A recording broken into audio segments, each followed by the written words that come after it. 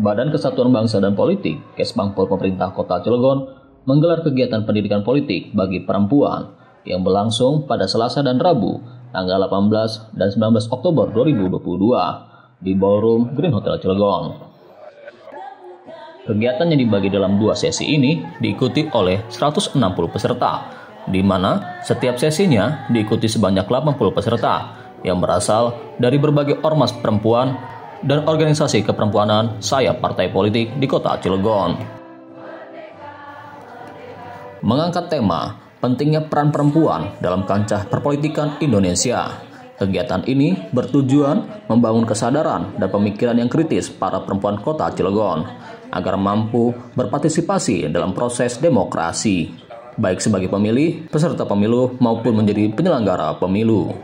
Melalui Badan Kesbangpol, pemerintah Kota Cilegon juga berkomitmen untuk terus meningkatkan kualitas, kapabilitas, serta aksesibilitas kaum perempuan dalam proses demokrasi. Sehingga dengan meningkatnya partisipasi perempuan akan mendorong terwujudnya penyelenggaraan pemilu yang bersih dan berkualitas di Kota Cilegon.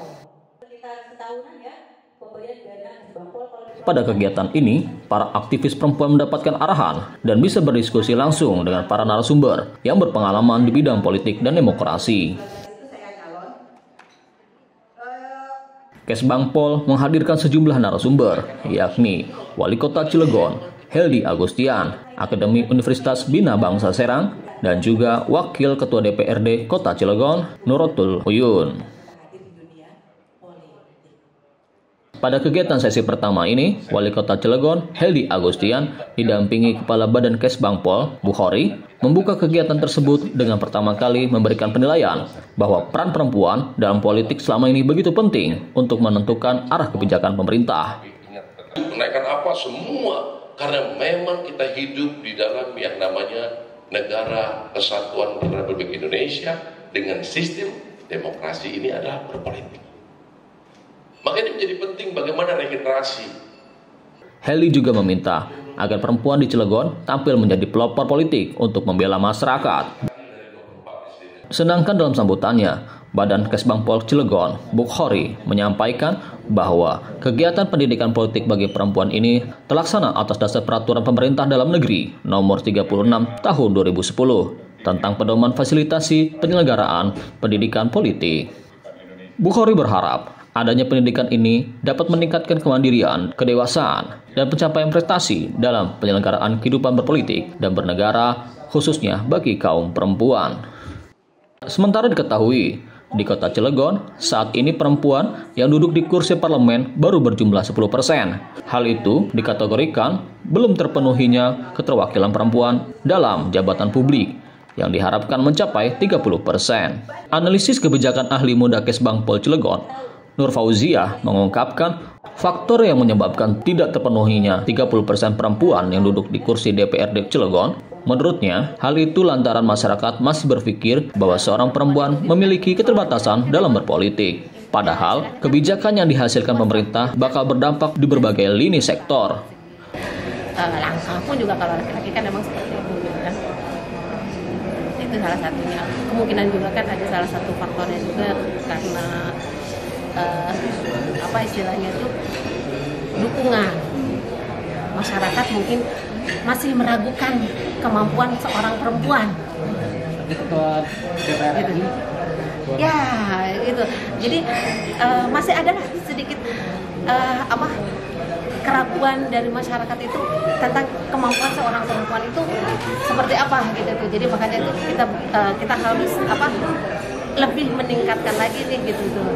Kita harus lebih istilahnya bersosialisasi lagi gitu tuh untuk perempuan-perempuan Indonesia itu gitu seperti itu. Jadi dari pemerintah harus giat untuk mobilisasi. Ya, betul. Kita akan berusaha seperti itu. Kenapa perempuan itu penting gitu kan di parlemen itu gitu kan? Karena kan itu kan akan sangat mempengaruhi ke kebijakan. Ketika kebijakan akan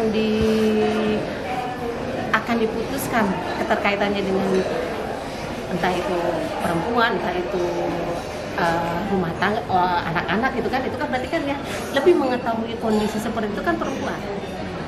Kalau laki-laki kan mungkin kurang memahami akan permasalahan perempuan gitu. Makanya kenapa dipersyaratkan itu harus minimal 30%-nya itu.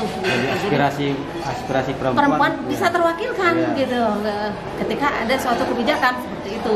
Untuk itu, jika 30% terpenuhi, maka aspirasi khususnya dari kaum perempuan dapat terwakilkan.